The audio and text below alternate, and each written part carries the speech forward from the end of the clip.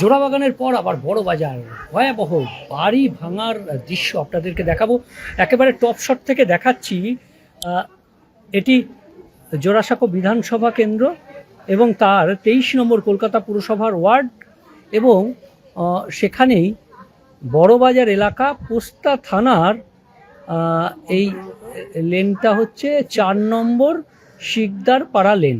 আর এই 4 নম্বর বাড়ি, শিকদার পাড়া লেনে 4 নম্বর বাড়ি, একেবারে গলি আপনারা দেখতে পাচ্ছেন, সেই গলির ছবি দেখাচ্ছি।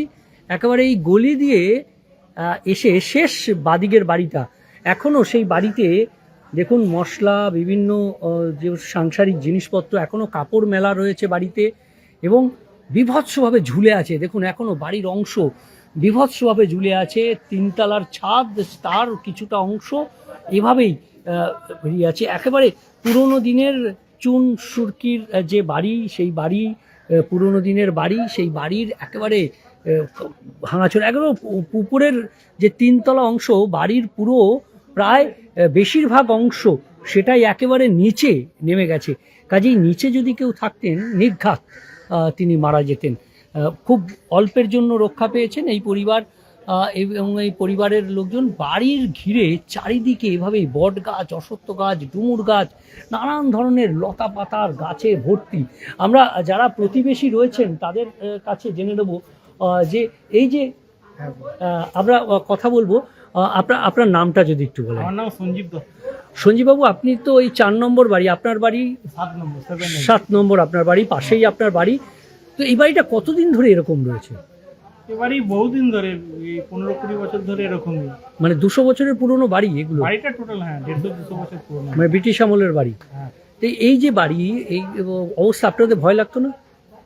হয়তো আমাদের লাগতো না, আমরা সামনের দিকে থাকতাম, আমাদের এদিকে যেতে আসতে হতো না, কিন্তু এই বাড়ির পাশে যারা থাকে, যারা এই বাড়ির সামনে দিয়ে যায়, তারা ভয় থাকে। আজ কি ঘটলো?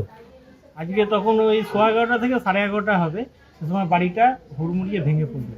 সামনের বাড়ির গায়ে পুরো ওদের বাড়ির 3 নম্বর, যেটা ভেঙেছে 4 নম্বর বাড়ি, তার অপোজিটে 3 নম্বর বাড়ি, ওদের পুরো ওই বাড়ি 3 নম্বরের ওপরে ভেঙে পড়লো। ওদের মেন গেট ব্লক হয়ে গেল, কেউ বেরোতে পারছে না।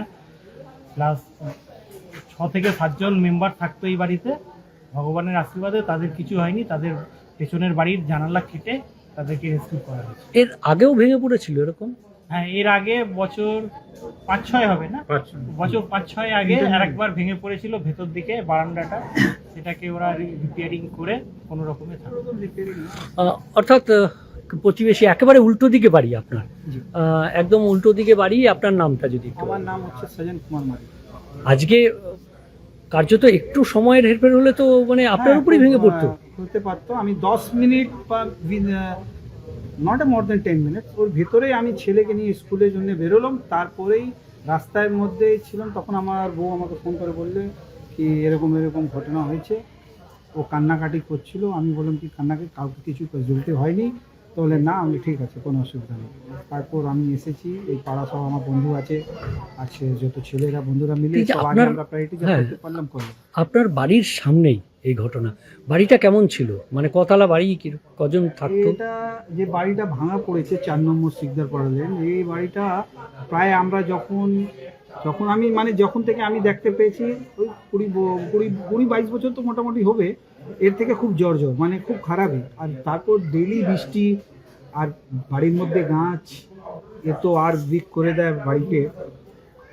আর কতজন মেম্বার থাকতেন এখন বাড়িতে? বাড়িতে আগে মেম্বার ছিল, এখন যে যেরকম সুযোগ পেয়েছে, যার আর্থিক স্থিতি ভালো তারা বেড়ে গেছে, যার কাছে নেই তারা ওইদিকে বাড়িতে ছিল। মোট 5-6 জন, আমার মনে হচ্ছে 6-7 জন হবে এর থেকে ফ্যামিলি মেম্বার। এরাই এখন এইদিকে স্থায়ী থাকতো। একদম। আমরা আরও শুনে নেব যে এই যে বাড়ি আমরা দেখছি, যে এই যে বাড়ির বিভৎস চেহারা, কার্যত মানে বিভিন্ন জায়গাতে যেভাবে বিভৎস চেহারা, তাতে তো মানে যে কোনো সময় এই বাড়িতে থাকতেই ভয় লাগবে। ভয় লাগতো, ভয় লাগতো। আমিও পাশের বাড়িতেই থাকি, মানে বাইরে গলি। আমাদের তো, আমরা এখানে পাড়ারই ছেলে, এরা অনেক ভয়ের মধ্যে থাকতো। যার ভালো স্থিতি ছিল ওরা বেরিয়ে গেছে। যা 3টে ফ্যামিলি ছিল, ওদের স্থিতি এমনি ভালো ছিল না, এই জন্য 3টে ফ্যামিলি এখানেই থাকতো। পুরসভা থেকে এর আগে আসেনি? না, কোনো কেউ আসেনি। মানে এই যে অবস্থা, তাতে কি অবস্থা, মানে ধরুন বাড়ির যারা লোকজন থাকতো তারা বাড়ি ছাড়াতো না? ওদের এত পরিস্থিতি ভালো ছিল না কি বাড়ি সারিয়ে নেবে।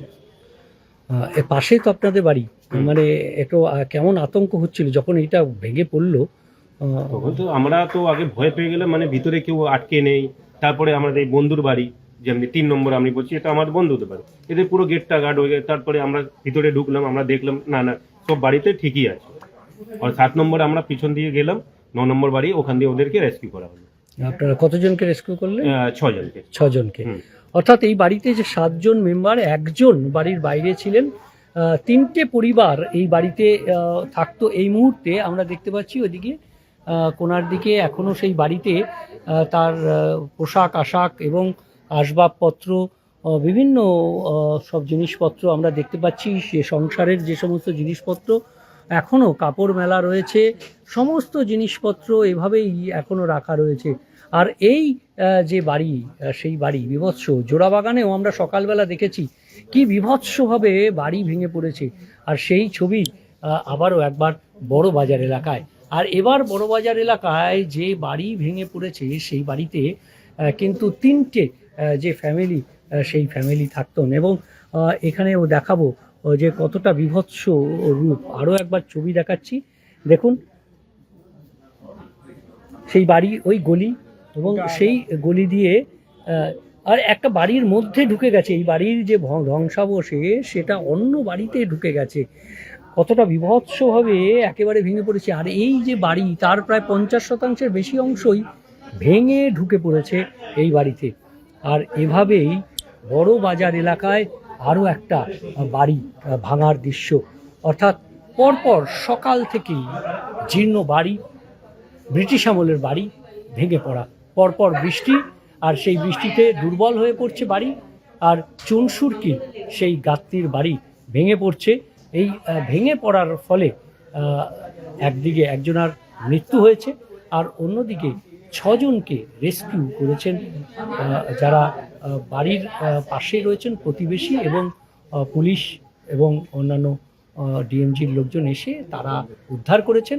অন্য বাড়ি দিয়ে তাদেরকে বের করা হয়েছে, কারণ বাড়ির সামনে যে ধ্বংসাবশেষ, যে কংক্রিটের স্তূপ, অর্থাৎ চুন সুরকি ইট বালি যে একেবারে স্তূপ হয়ে পড়ে রয়েছে কড়িবর্গার, তা সরিয়ে এখনও সেই সরানোর কাজ চলছে। তবে সব মিলিয়ে কলকাতা পুরসভা এলাকায় এই বারবার বিপজ্জনক বাড়ি ভেঙে পড়া, যদিও এই বাড়িটির ক্ষেত্রে কলকাতা পুরসভা এর আগেও যে বাড়ি ভেঙে কিছুটা অংশ ভেঙে পড়েছিল, নোটিশ হয়েছিল, কিন্তু তারপর বিপজ্জনকভাবে কোনো বোর্ড ছিল না। আর সেখানে বাস করতেন এখনও পরিবার যারা, তারা তাদের কথায় যে কোথায় যাবেন, তাদের সেই আর্থিক সঙ্গতি নেই যে বাড়ি তৈরি করার বা সংস্কার করার। কাজেই এটা একটা বড় বাধা। কলকাতা পুরসভা এলাকার যে সমস্ত বড় বড় বাড়ি রয়েছে, পুরনো বাড়ি রয়েছে, সেগুলোর সংস্কারে কোথাও শরিকি দ্বন্দ্ব, কোথাও বাবার ভাড়াটিয়া মালিকের দ্বন্দ্বে কার্যত এই বাড়ির যে বিপজ্জনক রূপ সেটাই বজায় থাকছে। আমি বিশ্বজিৎ ছিলাম, আপনারা দেখছিলেন নিউজ 18 ডিজিটাল, সব খবর সঠিকভাবে সবার আগে। ধন্যবাদ।